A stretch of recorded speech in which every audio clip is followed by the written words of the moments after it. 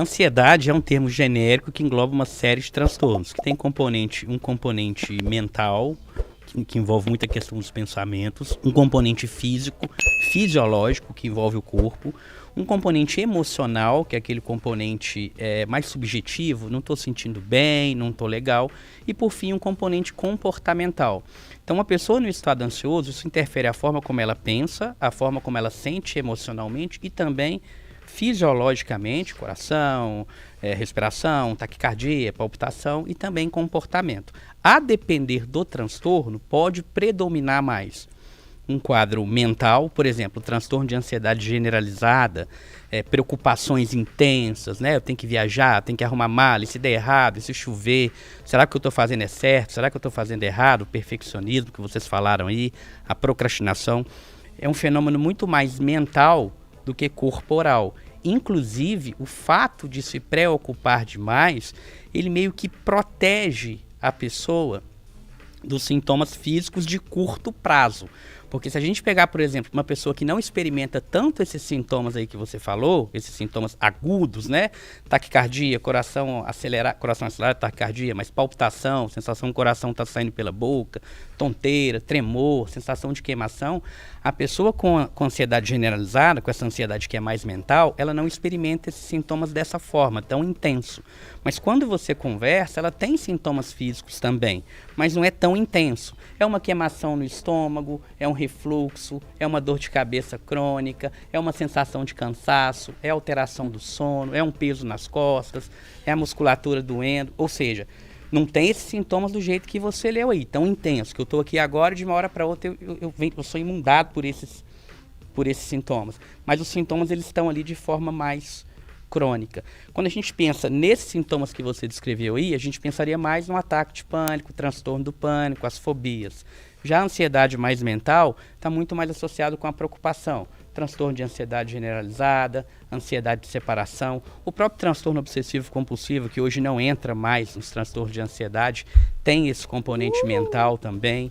Então tem essa diferenciação. Ansiedade mexe com a forma como a gente pensa, como que a gente sente e como que a gente comporta. A depender do transtorno, pode predominar mais uma ansiedade mental, mais uma ansiedade fisiológica. Então, assim, quando vocês falaram assim, é só uma ansiedade, né, fica parecendo que a pessoa está menosprezando o sintoma do outro. Mas o tratamento envolve o próprio paciente falar com ele mesmo, olha, é só uma ansiedade. Porque na hora que ele entende que tudo aquilo que ele está sentindo é uma ansiedade, que de fato ele não está morrendo, a tendência é que você quebre essa ansiedade. Porque como que dá origem desse transtorno?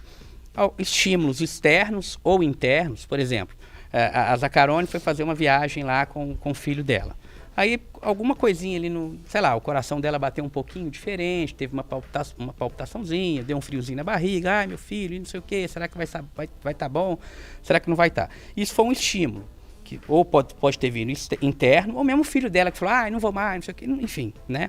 Gerou nela um grau de estresse. E aí ela tem uma resposta no corpo.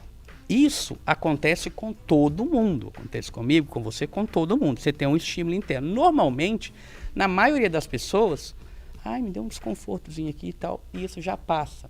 No caso do ataque de pânico, que pode culminar depois para um transtorno de pânico, que tem diferença, a pessoa foca naquilo, e aí ela começa a ter um estado de apreensão muito grande, e ela foca no corpo, e ela cria o que a gente chama de interpretações catastróficas.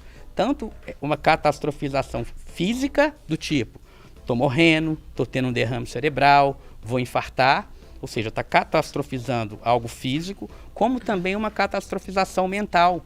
Estou enlouquecendo, estou perdendo o controle, medo. Tem pessoas que falam, estou achando que eu estou ficando psicótico, não estou vendo mais a realidade. Um sintoma que é descrito, né, despersonalização e desrealização. Despersonalização é uma estranheza de quem é a própria pessoa. Desrealização, uma estranheza do ambiente.